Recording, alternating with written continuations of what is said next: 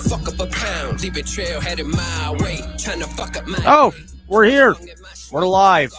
Welcome, everybody. It's nice to be back with you. It feels like it's been so long. It hasn't been that long. It's just because I sat in synagogue. And, like, a synagogue day is like 9 regular days. So it feels like I haven't been here for like 10 days, which means it's going to take me a little bit of time to get the rust off and get back into the flow. But luckily, with these sweet Shedcast tunes in my ears, it's not going to take us too long to get into this because we are loaded with topics. There's never been an episode that's got more topics than what we've got going on today, and it looks like people are already getting fired up in the chat. We've got St. Michael. He's a lawyer listener. He wants to know, will we be hopping over to Twitter after it starts? No, it's sometime in the middle. I've done a better job. I reorganized the show so that we can do the broader stuff up front, and then when we get to the other stuff, we'll hop off. So we're going to be trying to keep the most offensive stuff for last so we can hang out on Twitter, and, you know, we'll backload it with the really insane shit, which maybe we'll get people to listen longer, check out the other platforms. I don't really have a plan here. And I would like to spend less time complaining about the mistreatment by YouTube and stuff because no one likes it. No one likes that content. So, you know, it's fine.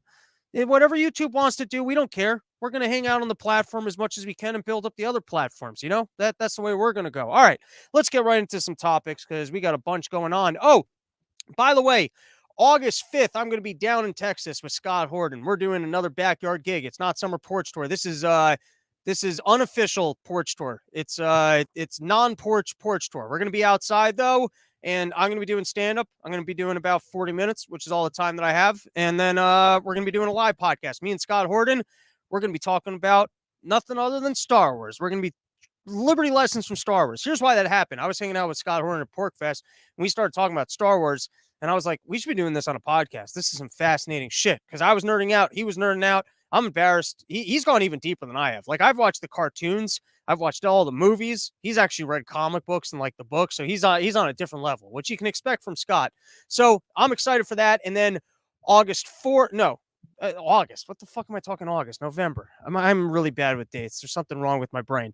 November 4th in Dallas, November 5th in Austin, and then I'm trying to get that Sunday in Houston. If anyone's got a lead for Houston, hit me up. If not, I might be doing Arizona on that Sunday or that Thursday beforehand. But going to be a lineup of some fun shows, and then I'll have more dates coming at you guys. All right, let's get into some news drops here. What do we got? Here we go.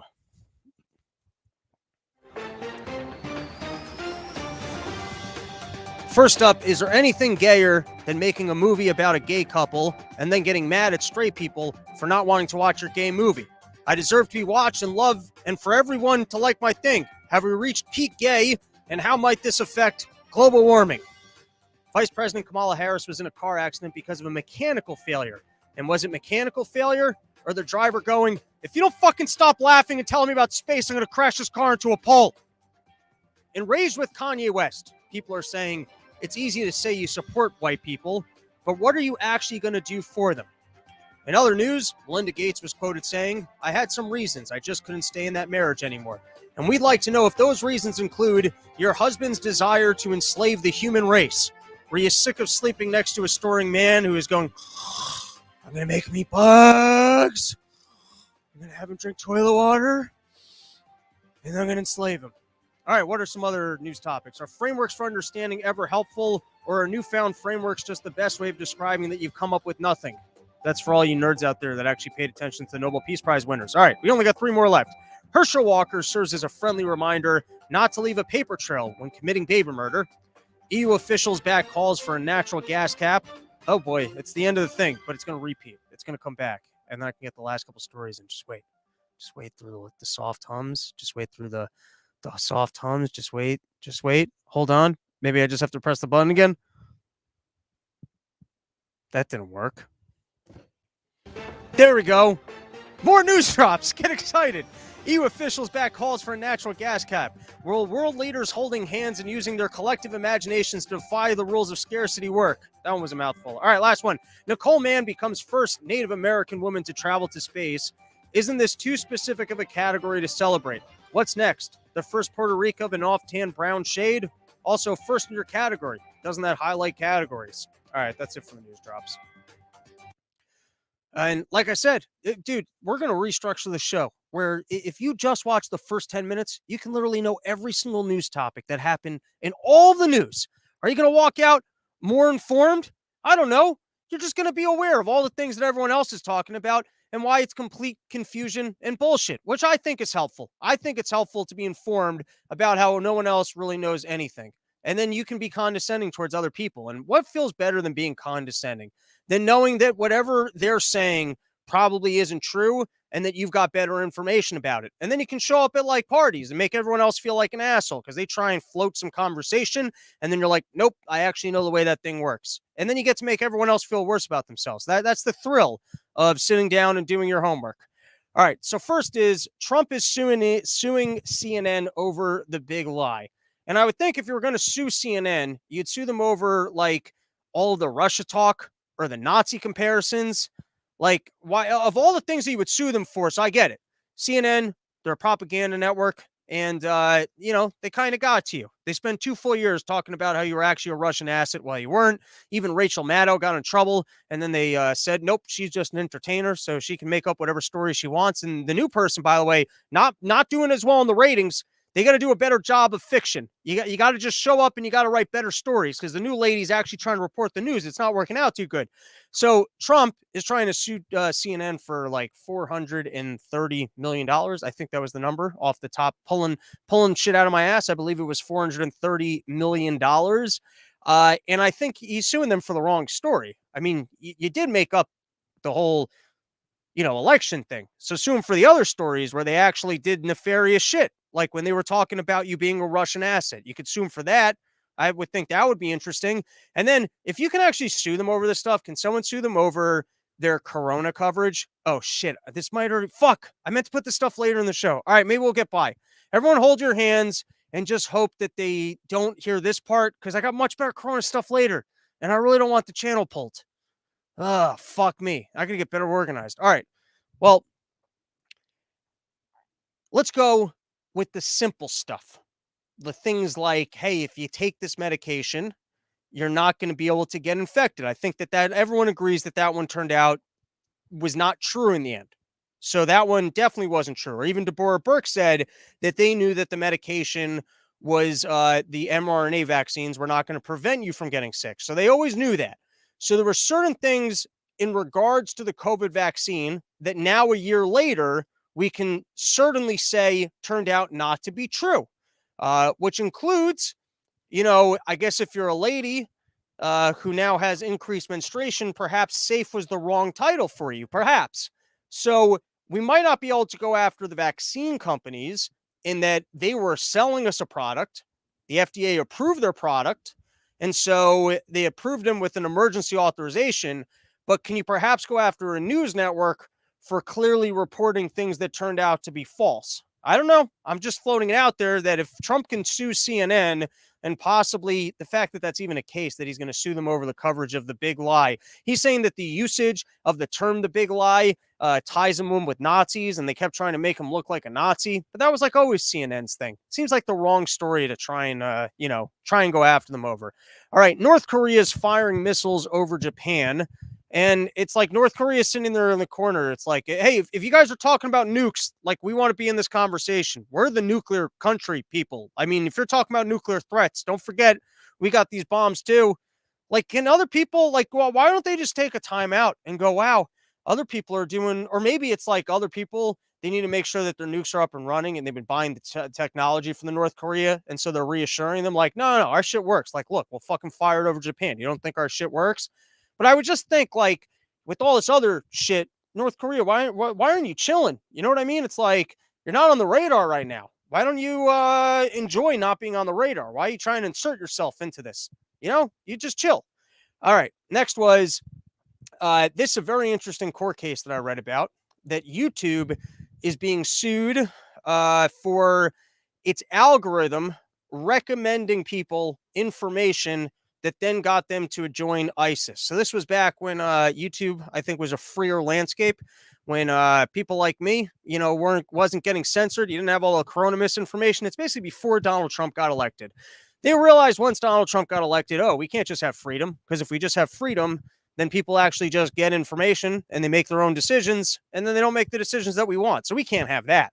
We're going to have to make some corrections to this system. This system's not working if someone like Donald Trump could get elected. Before, we owned all the TV networks, right? We did our propaganda, and a guy like this, he would never get his story out there. But now with their Twitters, with their YouTubes, with their Facebooks, with their social media, a guy can just present his case, and we can't keep people from seeing that. And if we can't keep people from seeing that, they might make their own decisions. I'm going to get censored again. Oh boy. All right, here we go. You know, we might just, I'm going to think about this at another point in time. So here you go. You've got a section. What's interesting about this is so YouTube and all these other platforms, they hide behind this section 230, which basically says that they're just an open platform. Anyone posts content, and so they're not liable for the content there. But then what happens when they start removing some of the content? Doesn't that then make them an editor? Doesn't that then put liability on them, that if they're taking it upon themselves to decide that some content can't be there and they overlook some of the content, doesn't that make them bear some responsibility? But now this question is even more interesting, because it's saying if it's actually recommending bad information, even information that got people to go out there and become terrorists, so then maybe the algorithm, since it's actually recommending content, it's not just a passive place in which people are dumping content and then you can go find it, would actually create some liability. I thought it was interesting. Don't know all the ins and outs. That's why it's in the don't make sense section. But like I said, you listen to the don't make sense question and the news drops, you're going to know every story that existed in the news over the last couple of days, and then you can be more confused about it. And like I said, if someone says, hey, I know what's going on, you can be like, no, you don't. And here's why you don't. All right, here's another crazy one. The UN has asked the Fed to stop raising interest rates, because apparently as our interest rates go up and our currency gets better, all the people that got debt in US dollars are getting fucked. People got to get out there. They got to buy food. They got to buy all sorts of things. And if the US dollar is getting better, they're all in trouble. The problem with the UN making a request like this, the United States government, is don't we get to make decisions about what works for us? Don't we get to be our own country? It really seems like they're really trying to move towards this one world government type thing, where it's like they're already working in lockstep. All these central banks are working together. And I'm not saying that what we're doing has been good or helpful to third world countries that have been borrowing from us.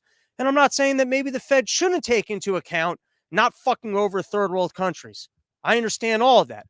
But the fact that the UN is trying to boss us into something, and then at the same time, they're starting to come up with rationing for oil, which how's that going to work? I was reading another, we played a couple days ago, but you had this article out in Germany about all these failing businesses because of rising natural gas costs.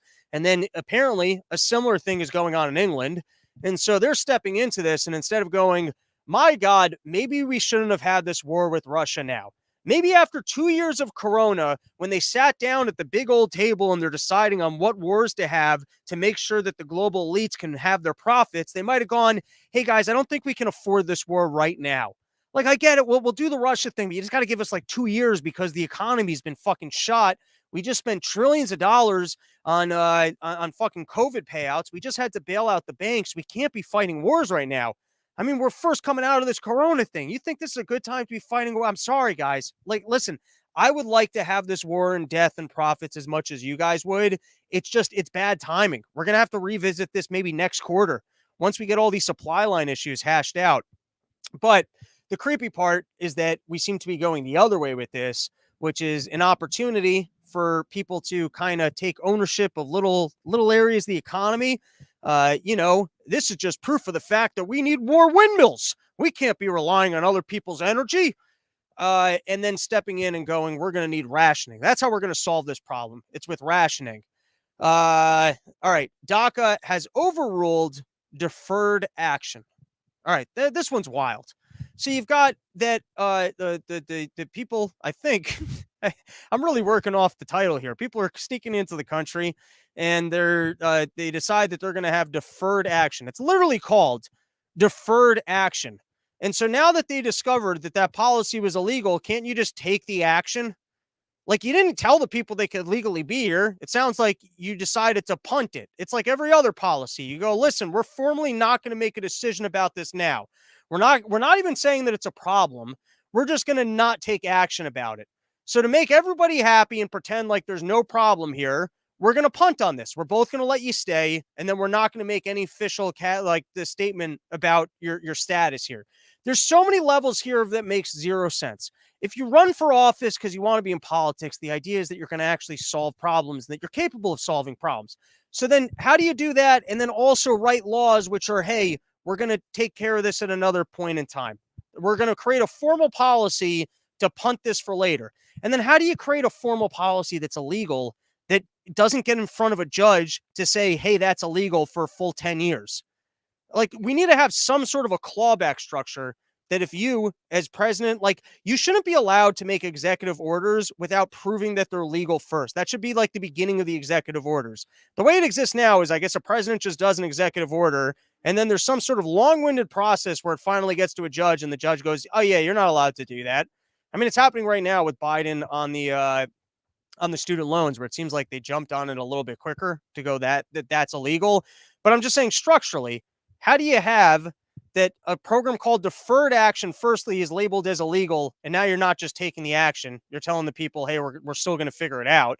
I mean, the idea was that you were punting until a decision was going to be made, and I guess now the decision's being made. And the problem with talking about the immigration stuff is that you sound like you're evil, like that you don't like. I like open borders. I wish that the things were just open. But guess what? You're giving these people free stuff that other people have to pay for. So it doesn't work. You can't just have endless people coming in. And then also, if we live in a system where people get to vote, so if other people don't just want the borders to be open, you don't just get to like sneakily do the thing that they don't want. That's not a fair system either.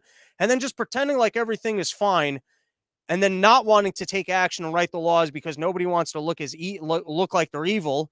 Well, that's the job. You ran for the job because you said, I'm going to be the person that actually stands up to the plate and makes a decision here. I know this is all like OCD fucking like autistic talk of like where you really break it down to just very simple. Hey, if you said you were going to do something, then you got to do the thing. And if not, you got to let someone else do it. It's pretty simple. Or if you're going to say, hey, we're not going to make a decision about this, which is a very weird policy. Hey, we're making a formal policy that we're not going to make a decision on something. And then the new guy comes in, the judge actually goes, well, clearly there was of course there were benefit from the policy. There's benefit if you give charity to people. Of course, if someone steals and gives charity to someone else, like, yeah, that's nice. That's really cool. Other people got the charity. But then if you come in and go, hey, that wasn't hit for him to give, then that's the only thing you're supposed to be doing as the judge is making the ruling on that. I know the autism, it makes things a little bit too straight and too simple. All right, let's take a break here before we finish my list of things. Here, we'll take a couple comments.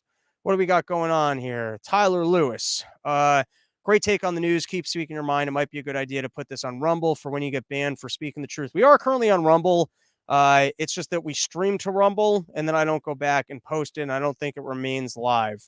Zach Z, would building a trench be cheaper than building a wall? I don't know. Could be. I don't know much about trenches. St. Michael, trenches work great in tandem with walls, e.g. most medieval moats and castles. Or you know what you could do is in the middle of the thing, you could put like one of those glue traps. Like the glue traps you put when you got mouse, you can make the whole bottom thing sticky.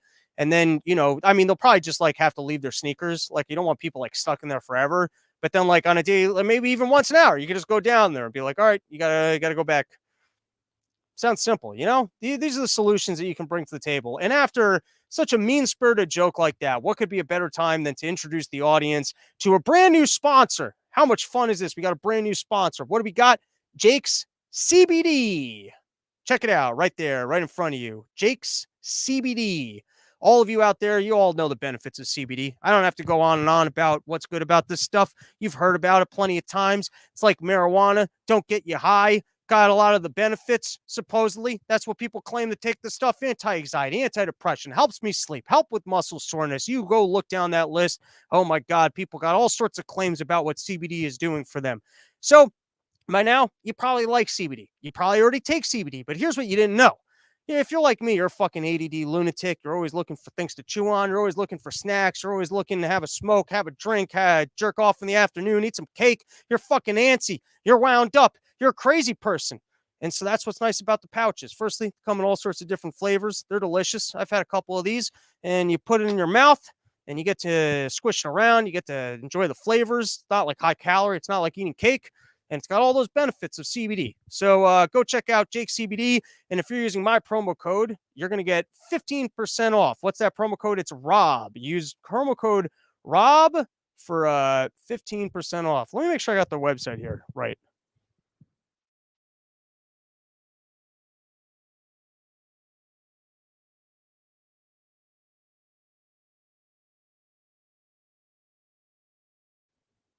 Yeah, I thought so. I thought so. JakesMintChew.com. Everybody, that's JakesMintChew.com. Use promo code Rob. You're going to get 15% off. And they got tons of products. It's not just the chew. Firstly, these are great. If you've always been like a dipper, if you're one of those people, which is disgusting. I don't know who still does that. I mean, it's kind of like the coolest, especially when people are like real discreet about it. Like I had a coworker, he always had a cup of coffee and he was like spinning into that. You never would have known. He used to play baseball, but otherwise, I mean, it's the most disgusting thing in the world. But he could get away. He would just get away with it all day. And from what I understand, like tobacco chew, that's a fucking buzz. I don't know. I never did it because everything I've heard from people is that like they throw up the first time. And I'm not good like on mechanics and stuff. I'm a spaz. I would just end up swallowing this stuff. I would like all the time just be in conversation, be like, I just swallowed this stuff that's in my mouth. But here's what's nice about this: it's in the pouch and it's not tobacco, so you don't have to worry about that stuff. And if you're trying to quit chewing because it's super cool but disgusting, I mean, really disgusting. So this is perfect for that. And then they got all sorts of other products. Like I'm not into fancy soaps, but if you're out there and you're into like super fancy soaps, you got girlfriends coming over all the time, you're trying to show off how fancy your soap is, you can get high-end soap from Jake's Mint Chew. They got this fancy blue soap. It's all high-end, smells nice, makes your asshole feel good. Maybe it's got CBD in it. I didn't do that much research. All right, last time we're going to plug it.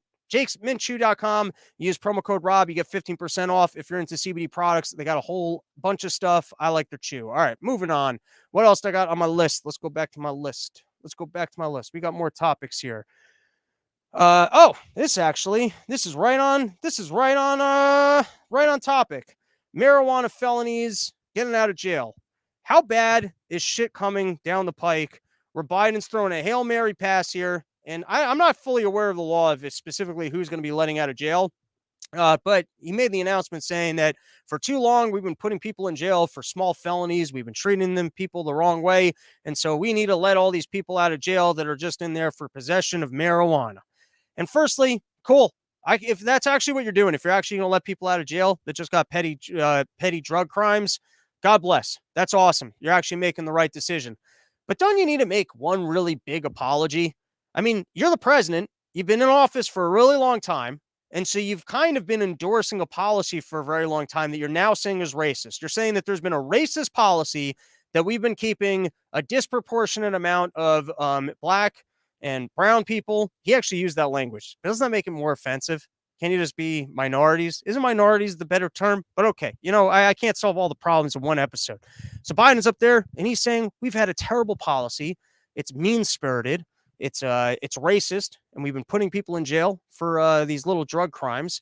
But then don't you have to I mean, it's the same OCD thing. Don't you have to do a review of what other policies do we have in the books? Like why now? Why is it that suddenly, like, were you just holding on? I think someone tweeted this to me on Twitter. It makes sense. Were you holding on to this little card where you're like, okay, I know that this is terrible and wrong, but I'm going to wait for the right moment to stop the human suffering of people that don't need to be in jail being in jail, so that maybe if I'm dipping into too much of the strategic reserves and driving up prices too much and starting wars, at least I can earn a couple brownie points if my offering people free tuition doesn't work out. So if I really end up in a bind, I'm not going to do this nice thing for the sake of it. We're going to hold on to this. What other terrible things is government currently engaging in that if Biden fucks shit up enough, he might actually reverse the policy?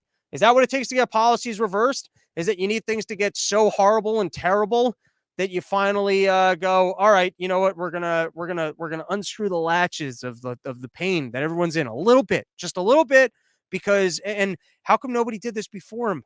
If they have so much insight about how the policy, everything that everyone's been saying forever, they seem to know. He just parroted it back to us like he just discovered it. It's like no one was aware of this issue, and he just discovered it today. It just happened today. I mean, so good. My guess is like it's I guess it's a step in the right direction.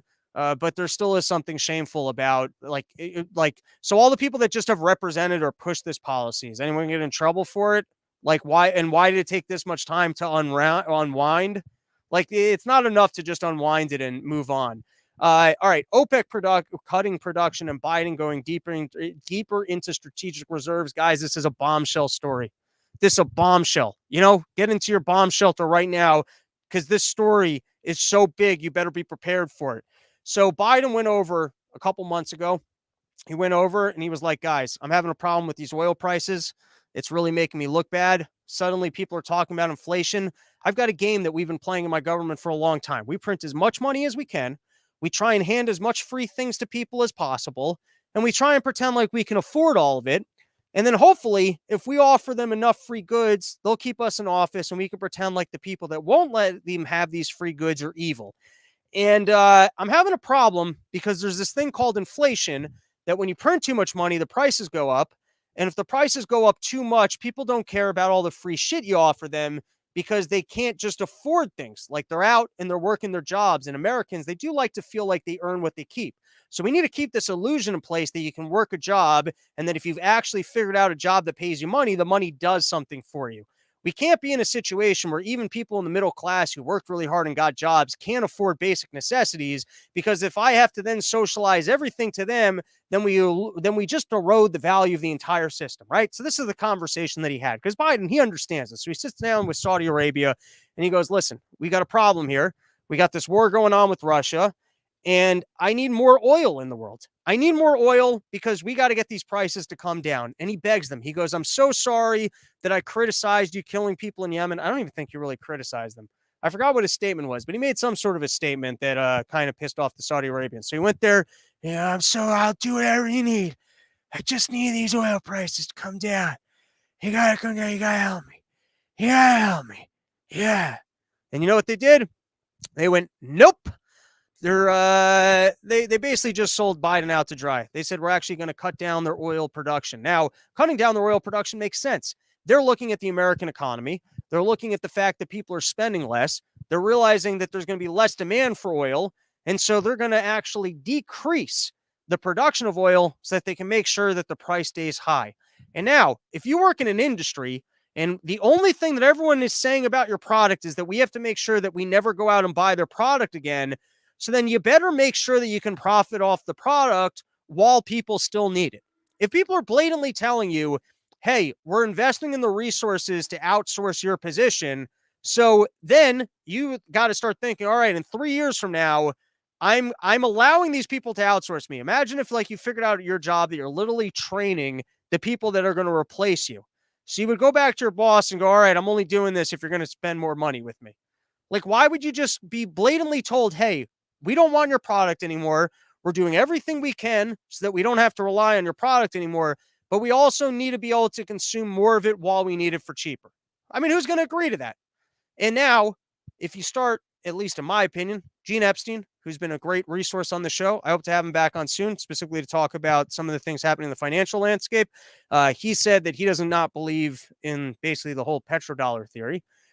But I would think if more of the world is already moving away from supporting us in regards to oil prices, does that then lead more of an avenue for more trade to be going on outside of our currency? Like, it would seem to me that this was a pretty blatant move of the OPEC countries just being like, nope, we're not going to have your back. We're moving on.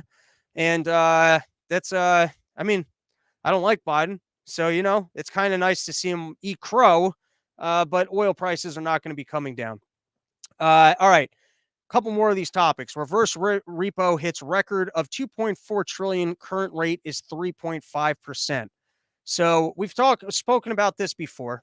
Before the COVID hit, you had banks were being lent money in the repo market. They didn't have enough cash to close their doors at night, and so the Fed started giving them enough money so that in the repo market, which is basically, I think, just overnight loans. But now the banks have so much cash on them with nothing to do that they're just parking it at the Fed. They get more free money with their free money. Not only is there like all the credit expansion and who's printing the money and then who handed it to who, but now any money that you have on hand, you can just go park at the Fed, assuming you're a bank, and you get paid 3.5%. Now, I don't know if that's a nightly rate. I mean, is that possible that every single day that it's there, you're earning 3.5%? Because that seems insane. I mean, I don't even have enough of a finance brain to do the math on that. Because like people are talking about the I bonds or whatever those bonds are that the government's offering, the inflation bonds. So they're currently paying like 9.6%. But I'm going to guess that 9.6% is like on a yearly basis. How does that compare with like a bond that pays an annual yield of 3%? Now, I might just have that wrong. I'm telling you straight up. A lot of times I say like I'm not sure on things like this one. I'm really not sure of. But it's crazy to think that banks are able to just park free. I not even their like free money. I mean, they're not paying it back to us. If you have a savings account right now, is the savings account just paying you 3%? Because whatever money the banks have on hand, they're able to just park at the Fed and get 3.5% on. And currently, it's $2.4 trillion are parked at the Fed. All right, last quick topic is that they dropped charges against 7 officials in Flint, Michigan water crisis. Has anyone been held responsible for that one? I mean, they fucked up pretty bad. People were literally being poisoned. Did anyone go to jail for that one? Anyone actually found to be responsible? I mean, how is it that, like, once again, it's years later, epic fuck up. People in government literally poisoned people, told them that water was safe that wasn't safe. Is there anything that could be more evil than that? Yellow water is coming out of your sink, and government's like, oh, that's fine. I got a story for you guys, by the way. This was like maybe 2 years ago. I went out, I did some rigorous exercise. What exercise was I doing? I don't remember. Maybe I went for a long bike ride. Maybe I went for a run. I don't know. But I came back, and usually if I must have gone for a bike ride. I don't go out with water. I drink a bunch of water, and then I come back real thirsty. And I came back thirsty as fuck. And I had this purple water bottle. So it was like clear but purple. And I go to the sink and I fill up a whole thing and I drink it. And then I fill up the whole thing again and I go to drink it. And then I go to the bathroom, I take a piss and I flush the toilet and it comes out literally purple. And then I go to the other bathroom, it's purple. Then I go to the sink and I fill up a cup of water in like a normal cup and it's fucking purple water. And then all the neighbors are coming out in the street. Holy shit, is our water purple? Is our water purple? And then people are calling up the water company and they're like, yeah, we did this thing, but don't worry, it's safe. There's no way that water was safe. There's no way. Of course you would say, oh yeah, it's safe. And how am I ever going to prove if in a couple of years from now, I end up with like a medical problem that it was from that purple water on that random fucking day? Of course not. But then to have that on a daily basis and government officials just being like, no, it's fine. It's totally fine. We tested it. We're the people you can rely on. It's totally fine. Has anyone gotten in trouble for that? And it's important because you look at the whole Corona story of what went on here. I mean, if no one's getting in trouble over the fucking yellow water coming out of people's faucets being told them that it's fine, is there any infrastructure whatsoever for getting government officials in trouble for when they make pretty epic blunders, especially you're the Environmental Protection Agency and you're like, no, the water's fine. Well, it's not. All right. New York Times on Wednesday, the judges wrote that while they agree with the lower court that the DACA program is not legal, they also recognize that DACA had profound significance to recipients and many others in the 10 years since its adoption. The Justice Department was working with the Homeland Security Department on a response to the ruling. Let me lower this. Get rid of that. All right. I don't have much to say on that. And then here's another one. This is doubling down on Tinkerbell politics. The White House reacted in a statement on Wednesday from National Security Advisor Jake Sullivan and Economic Advisor Brian Deese by calling the production cuts short-sighted. The statement also said that the decision is a reminder of why it is so critical that the United States reduce its reliance on fossil fuels. So here you go. You got the OPEC countries are making less of their oil available. And part of that is because we're relying on their oil because I don't think we frack and pull as much natural gas. We shut down the Keystone. We've told energy producers over here that they might as well cash in on whatever investments they've made because down the line, we don't want their oil. And so now we're more reliant than ever, especially as you shut down Russia, I guess, which would be another provider of these resources. So everyone's more reliant on OPEC. And then, we look to them for something and they don't give it to us. And our response is, this is more proof than ever of why we need to reduce our reliance on fossil fuels. And this to me is like if there was like a stream. You lived in a town and there's a perfectly good stream. It's a beautiful stream. You've never seen a stream like this in your whole life. There's fucking fancy bonsai trees and all sorts of different colors. They got the rock gardens coming. And this stream, it just comes down every day. Endless, fresh, clean water. And you could show up any day and you could just hold a cup to this thing of water. Hundreds of years, people have enjoyed this water. You can hold a cup to this stream of water. You could drink that cup of water. Most delicious, freshest water you've ever had in your life. You've never tasted water this good. It's cold, crisp, and it is delicious. And then one day, some guy, he gets out there and he opens up a newspaper and he decides to take a royal mountain of fucking diarrhea in the morning shit into this stream of water. He's sitting there and he opens up a newspaper and you can't even believe how much diarrhea that this guy's spraying out of his asshole. He's like me on a road trip, decided to eat cheese late at night. This guy's just spraying all the diarrhea. It's a fucking fountain of diarrhea. It's like you pulled the bottom of a bathtub out and then it starts making that bubbling noise, and you're on the other side of this, but it's just brownness and it's going into that thing, and people are looking at him going, why are you fucking up our water supply? And he goes, this is why you should have other water supplies. This is why you shouldn't just be relying on a single water supply. This is why I've been the guy talking about how we need to start digging other wells and buying it from my company. And you guys were saying, hey, this thing's an endless water supply. We've relied on it for 100 years. Scientists have looked and they said it's got everything that we need here. But you didn't take into account the fact that I might shit on it. You didn't take into account that I might park my bloody dirty asshole into this water and fucking shit in it and ruin it when you said that it was going to be reliable. So it's just showcasing the fact that this thing is not nearly as reliable as you had thought it to be. Or imagine if you had like a really great client at your job.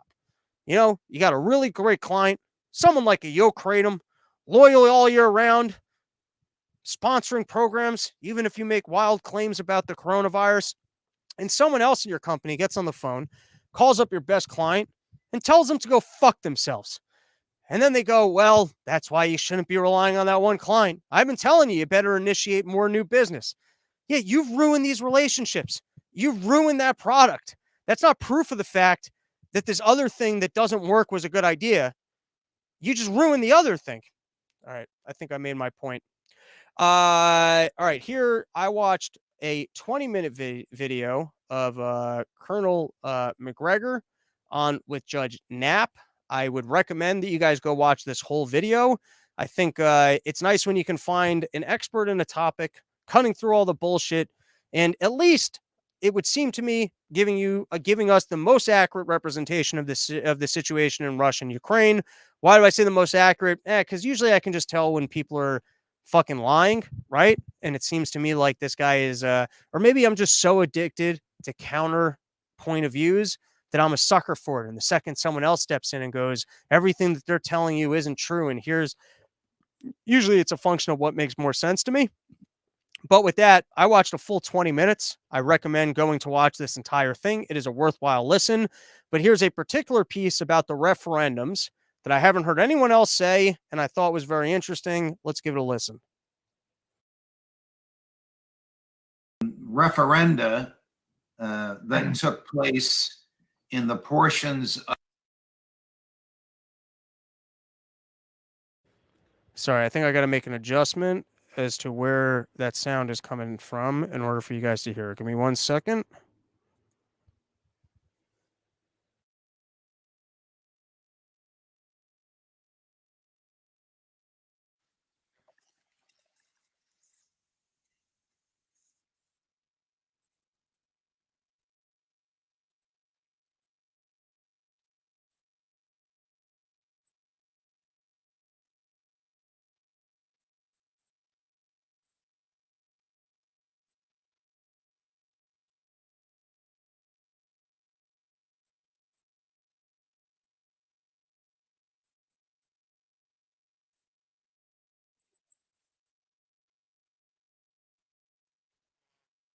All right, I have, was there sound originally, and I just switched it to no sound?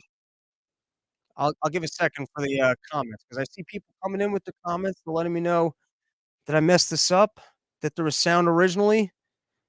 All right, I'll switch it back to then the way it was. Man, every time I come back to this, it's a different setup. All right, tell me if this works now and if it's not doubling back. Referenda that took place in the portions of Ukraine that Putin says always were Russia, and that Zelensky says Putin has stolen, and American neocons say is a land grab.